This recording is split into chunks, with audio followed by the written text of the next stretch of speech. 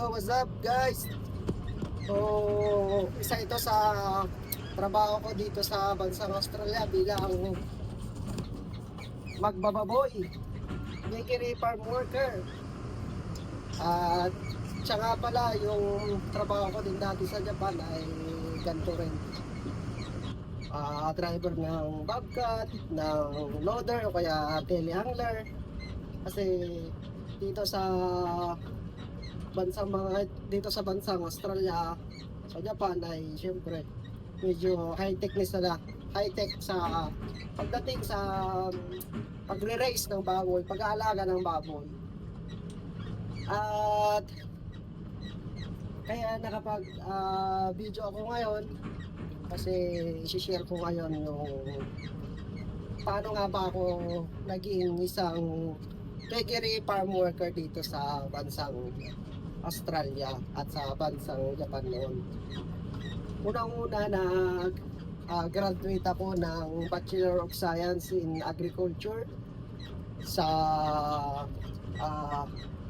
PSU Alaminos, Pangasinan State, Alaminos City Campus, 2016. At yun, nung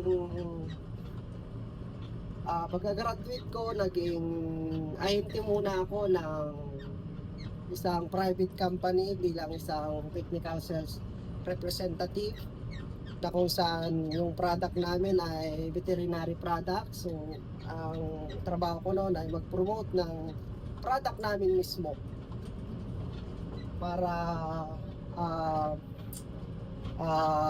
sa madaling sabi, ako ay isang ahente ng veterinary products noon.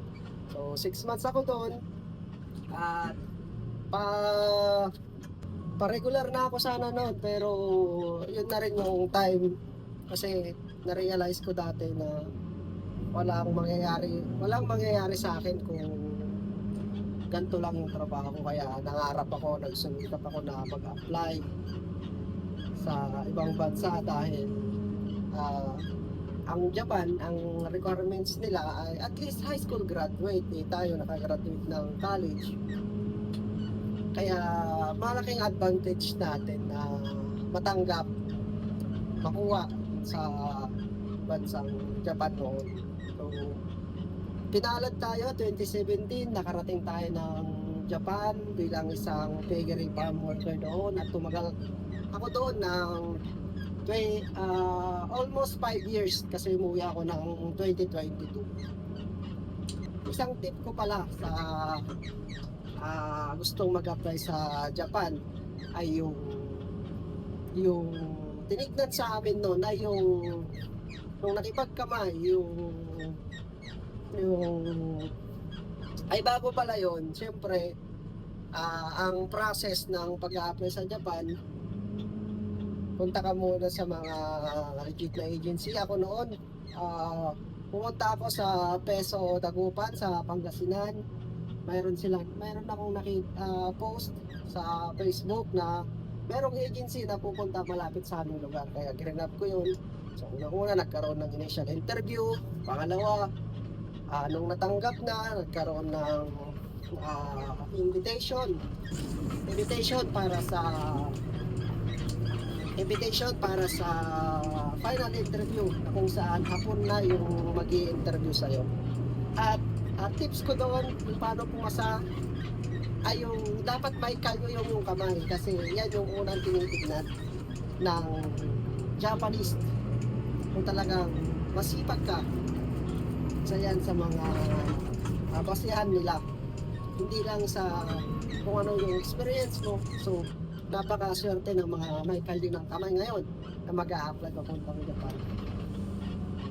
Ano pa? Ano pa yung may bibigay kong tips paano makapunta sa bansang Japan? Siyempre, kung hindi ka man nakuha sa unang salang, susubok ka muli. Kasi marami namang, kasi kami nga noon, marami kaming sumalang. So ang pagkakatanda ko noon, nasa mga 20 kami nung in-interview na kami ng Japanese language. Japanese employer. Yun na. Tatlo lang kami na nakuha doon. Sa 20, tatlo lang ang kukunin. Tatlo kami. Tapos, reserve pa ako noon. Buti na lang, mayroong mga nag-back out na ayaw na magtuloy. If may iba silang reason kung bakit sila hindi magtutuloy. So, reserve ako noon at yun, pinalad na makarating ng Japan. Ano pa yung may bibigay kong tips sa inyo mga kahag racer nangangarap kung isa kang agriculture graduate o kaya animal husbandry. Advantage mo kung nakakapag-apply ka sa ibang bansa kasi ano yung ang tips ano pa yung may bibigay ko dito sa pag-a-apply talaga. Kailangan din ng tiyaga. Kung hindi ka man pinalad ngayon, subok muli sa ibang agency. Kaya tuloy-tuloy lang. Kasi may mga kasabay ako noon na halos 3 taon nang nag-a-apply bago sila natanggap ng employer. At pag kapag Japan ka, at least natapos mo yung 3 years contract doon, madali na lang pumunta dito sa bansang Australia. Kasi dito, sa bansang Australia, ang requirements nila ay at least graduate ka ng college sa kaya at least graduate ka ng college.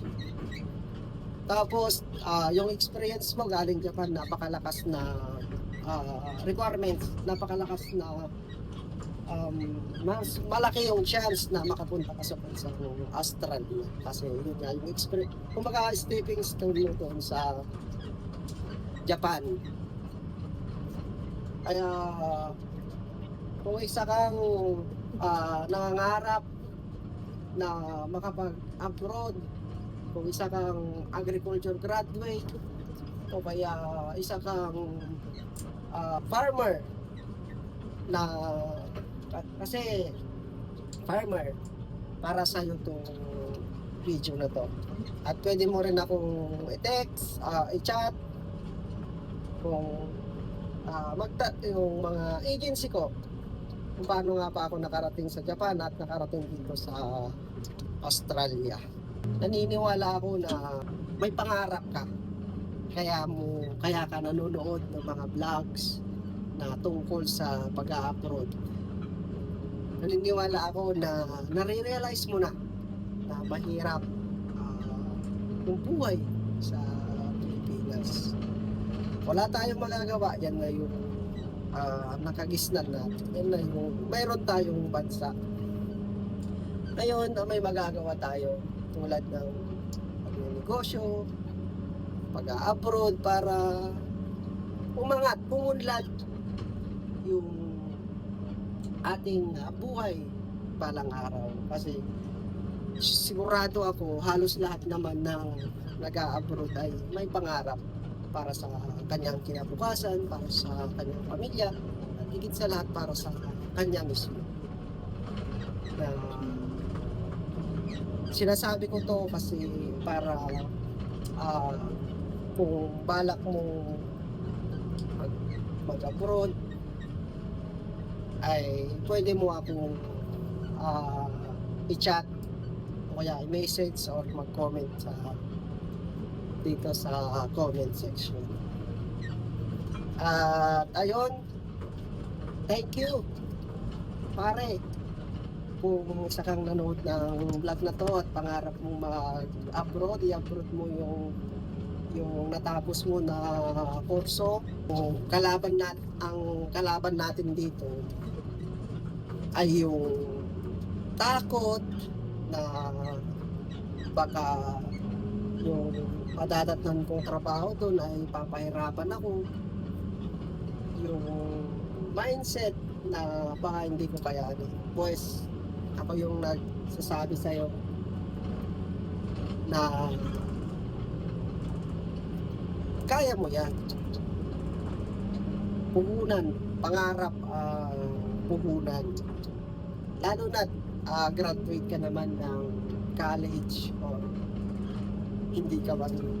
Huwag mawalan yung mga makakapanood nito na hindi graduate ng college dahil marami akong makilala dito sa Australia na hindi naman graduate ng college, high school grad o kaya undergrad pero nakarating sila dito.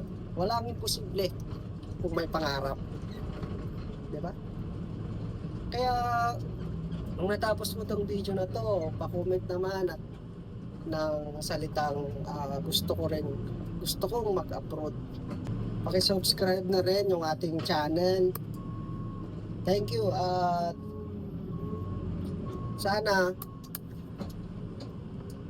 mayroon kang matutunan o na-inspired ka sa video na to. Siya nga pala, kung gusto mo pa ng mga ganitong kwento, meron akong ginawang group sa FB page, sa FB na Pida ang Kwentuhan Community Group. Join ka doon at marami tayong pagkukwentuhan. Malay mo yung kwento na mapapakinggan mo ay ikakapulutan mo ng aral na pwede mo i-apply sa iyong personal na buhay mismo.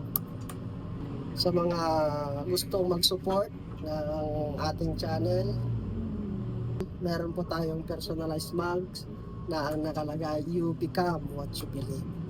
Kaya thank you. Ako si Jason na nakabase sa bansang na magbababoy na piggery farm worker dito sa bansang Australia na nag-iwan ng katagang huwag kang mag-alala kung paano buong araw dahil darating yung pag-tweet. Ciao, bye!